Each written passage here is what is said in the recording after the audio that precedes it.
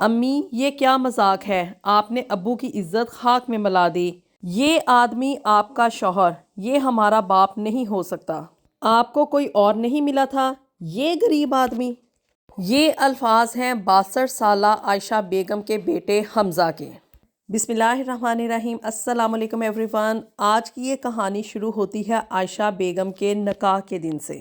عائشہ بیگم جو کہ یہاں پہ برطانیہ میں مقیم تھی اور ان کے زیادہ تر رشتہ دار برمنگھم اور مانچسٹر میں آباد تھے۔ عائشہ بیگم کی عمر 62 سال کے قریب تھی جبکہ انہوں نے دوسری شادی کا فیصلہ کیا۔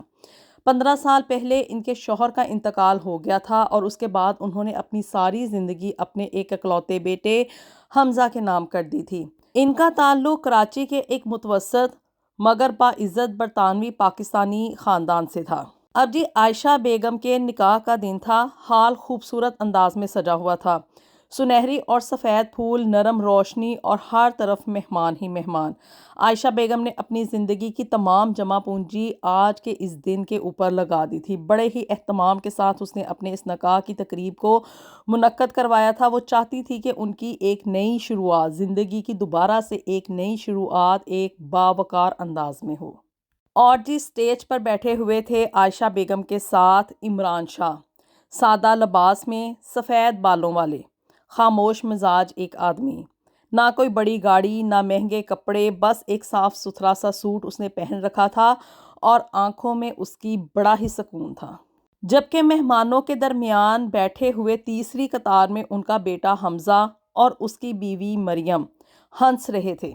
حمزہ کی بیوی مریم نے اپنی ماں کے کان میں سرگوشی کی کہ امی دیکھیں تو امی جان نے کیسا آدمی ڈھونڈا ہے، لگتا ہے کسی ورکشاپ سے سیدھا اٹھا لائی ہیں۔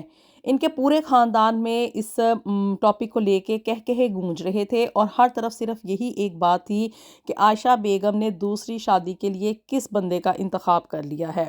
آخرکار حمزہ کھڑا ہو گیا۔ امی یہ کیا مذاق ہے، آپ نے ابو کی عزت خاک میں ملا دی ہے۔ یہ آدمی، یہ آپ کا شوہر، یہ ہمارا باپ نہیں ہو سکتا۔ حمزہ طنزیہ انداز میں ہنسا کہ آپ کو کوئی اور نہیں ملا تھا، یہ غریب آدمی۔ اگر شادی کرنی ہی تھی تو کسی امیر کبیر آدمی سے کرتے، اس غریب آدمی کے اوپر اتنے پیسے خرچ کرنے کا کیا جواز پیدا ہوتا ہے۔ یہ سب کچھ سن کے نہ حال میں سناٹا چھا گیا۔ عائشہ بیگم کے ہاتھ کانپنے لگے، لیکن ان کے دوسرے شوہر عمران نے ان کا ہاتھ تھام لیا۔ ان کی آنکھوں میں ایک عجیب سا سکون تھا۔ عائشہ بیگم کھڑی ہوئیں۔ حمزہ میں نے تمہیں اپنی ساری جوانی دی، اپنی صحت دی، اپنا سب کچھ دیا۔ تمہارے ابو کے بعد میں اکیلی رہ گئی تھی، کتنی بار تمہیں فون کیا، کتنی بار تمہارا انتظار کیا، عید کے اوپر سارا سارا دن تمہارا انتظار کیا، لیکن تم مصروف ہوتے تھے، کبھی بزنس میں، کبھی مریم کے خاندان کے ساتھ۔ تمہارے پاس تو میرے لیے کوئی وقت تھا ہی نہیں، تو اب میں نے اپنا راستہ خود چن لیا ہے، تو اس پہ تمہیں کس چیز کا اعتراض ہے؟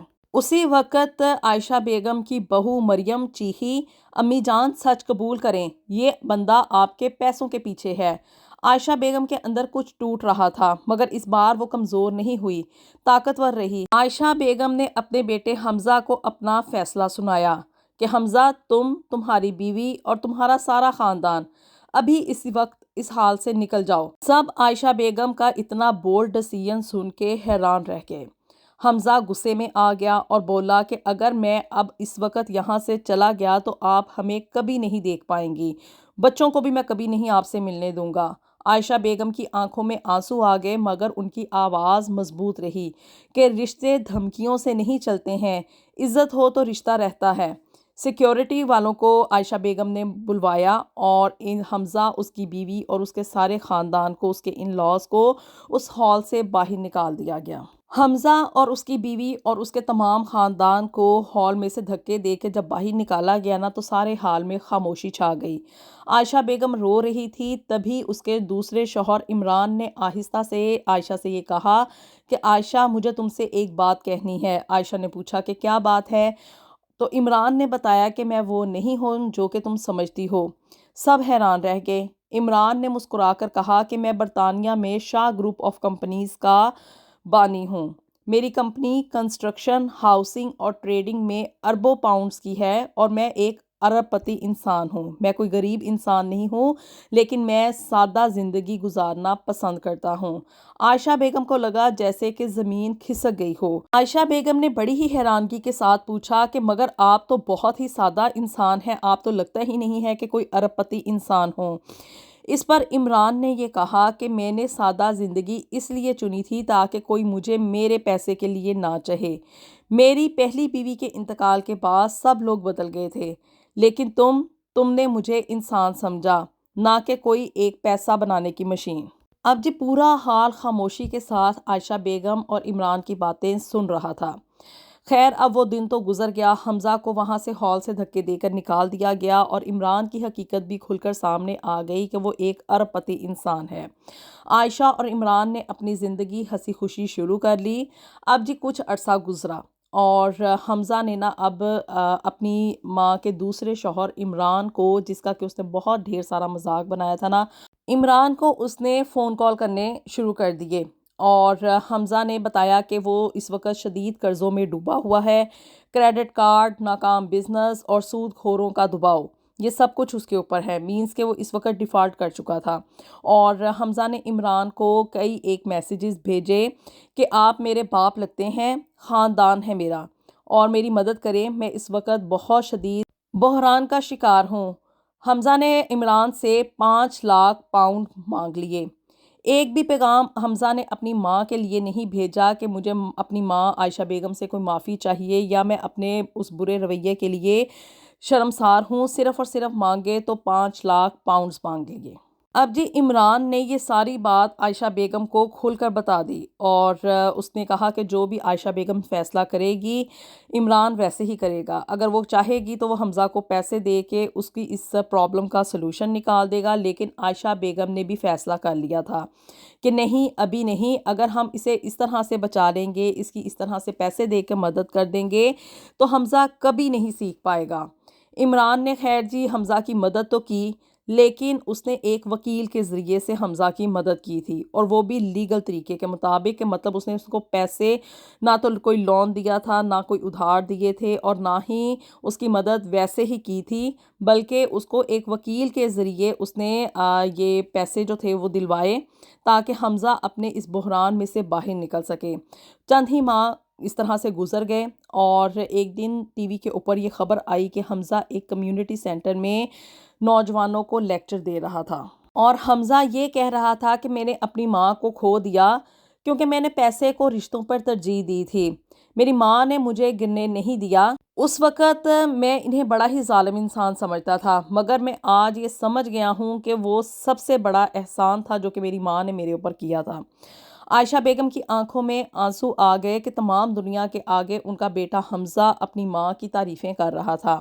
عمران نے عائشہ کا ہاتھ تھام لیا اور عائشہ بیگم سے پوچھا کہ اب کیا تم خوش ہو؟ عائشہ بیگم مسکرائی کہ ہاں، کیونکہ میں نے پہلی بار اپنی عزت کو چنا ہے اور شاید اسی لیے میرا بیٹا بھی اصلی پہچان سیکھ گیا ہے۔ دراصل عمران نے حمزہ کی مدد تو کی لیکن ایک خفیہ طریقے سے کی تھی اور اس چیز کا اندازہ حمزہ کو بعد میں ہو گیا تھا جب اس کرائسس میں سے وہ باہر آ گیا تھا اور اس وقت اسے پتہ چلا تھا کہ جس شخص کی اس نے اتنی جگ ہسائی کی، ساری دنیا کے سامنے اس کی تذلیل کی، اس نے ایک حقیقی باپ ہونے کا ثبوت دیا، اس کی مدد اس وقت میں کر کے جبکہ کوئی بھی اس کے ساتھ نہیں تھا۔